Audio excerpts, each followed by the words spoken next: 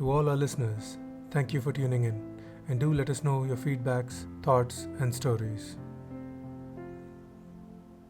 Episode 3, Eastward Bound. Dearest Kaito, hope you had a fun week and shared your treats with your cousins. Don't you trouble your aunt a lot? We've been missing you dearly. I promised you I'll keep you posted on how the journey goes, and I'm here to keep my promise. Now, where were we? So, I headed home from Motown, sneaking past the cavalry, my brain trying to fit all the pieces of the puzzle together, knowing very well they'd eventually track me home. I reached home all blistered and bruised, sipping on some water to calm my nerves. You tried your best to calm me too, by rubbing yourself against my leg. And you know what? It did subside the pain. If I hadn't said it then, I'll say it now. Thank you. Your mum and I knew that every minute we stayed here would be a problem. So, with a heavy heart, we packed our stuff and decided to fly under the radar for a few days. I remember vividly, you sat on a nice little crevice on top of my backpack, peeking over my shoulder, and your mum firmly holding my hand, as the three of us looked at our dimly lit home under the moonlight one more time. We'll be back, said your mum, and not for a second did I doubt her. I took a long gasp as we headed over to your aunt's for the night. The dark night and the empty streets gave us a head start. So what's the plan now? Asked your Aunt Mickey, as she and I sipped tea at the kitchen counter, looking at your mum, who was seated across the hall. I don't know. Never been in an espionage situation before, she replied, plumping you firmly under her hand, as she kept eyeing the mango on the counter in front of me, drawing a plan to sneak it away.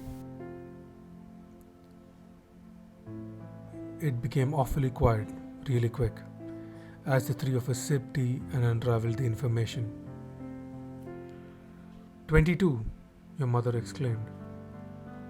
22 what? I responded back. Stripes, she said. He had 23 stripes. Now, he only has 22. You being a grey cat with slightly darker shade of stripes, it would go unnoticed to anyone. But not your mum. He's down a stripe, she said. Are you certain? I asked. Ever since your attack, his stripes were a little faded. I assumed it was dust or something. Until now, she said. You may be overthinking, I said half-heartedly, because the last few days had been so chaotic and even I didn't want to take a chance. Maybe I am. I am not certain yet, but there's something bigger that we don't know, something that doesn't add up. Why would they come for the tie? Why would a mayor, a warlock and fire breathers be involved? If we don't find out, we'd live in fear forever. I want us to go back home, she said, with a slightly angry tone and a single tear down her cheek. Don't you worry. I won't rest until I find it. I'll head east at the brink of dawn, but I'll bring it back. I promise. I'm coming with you, she said angrily.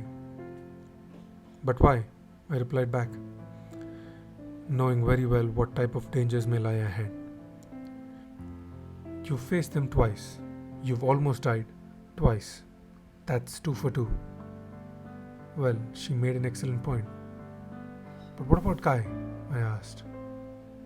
We'll take care of him, your aunt replied, with big anime eyes.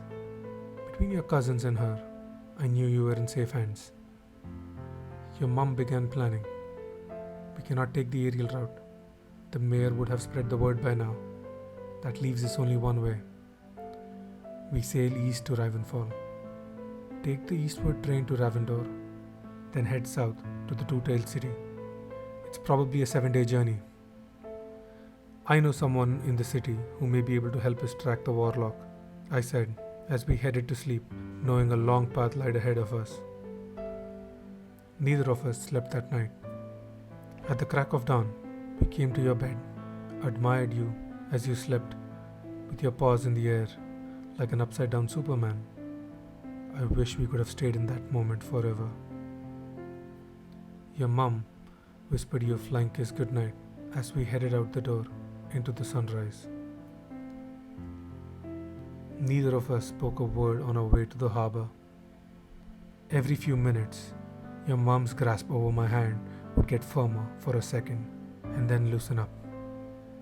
I was certain she was playing out every scenario in her head. All I could do was place another hand on top of hers. An hour later, we reached the port, heavily guarded by these massive eagles towering around 6 feet tall, looking outward. Though they wouldn't flinch an eye to see who left. But if anyone dared walk back in, they'd swiftly be met with the wrath of 1,000 eagles. That does sound like political diplomacy, doesn't it? Also explains the jacked up prices of Tic Tacs and Toblerones at the duty-free store. Once on board the ship, we sat by the ledge, staring at the shores where the cementy grey city ended and the inky blue waters began, with a whiff of a plan to hunt down a ghost. The journey through the waters was beautiful, but nothing eventful. If you were there, we'd be sitting on the deck, waving at orcas, icebergs, and the occasional beverage-sipping polar bear, wondering how they procured the fresh catch of the day. 2 days, 17 orcas, 42 icebergs, and 56 fresh catch sushi rolls later, we docked at Ravenfall, a utopic city so advanced it had unguarded gates and transit systems without turnstiles. It was refreshing to see a city function on a moral engine of a clear conscience. "Oh, I forgot my scarf," I said to your mum as I turned around while she exited the ship. Within seconds, I was surrounded by 1,000 eagles, taller, stronger, and surprisingly angrier than their transoceanic counterparts. That explains the shop selling winter scarves next to the Tic Tacs and the Toblerones. The unfortunate confusion at the port cost us at least 3 hours. We don't have much time. The next train to the east wall leaves in 45 minutes. The next one after that is in 14 hours, she said, as I left the interrogation room, rattled and having developed a brand new irrational fear of winter scarves. We ran to the train station with our massive backpacks, single-handedly breaking every utopic traffic rule the city was built on.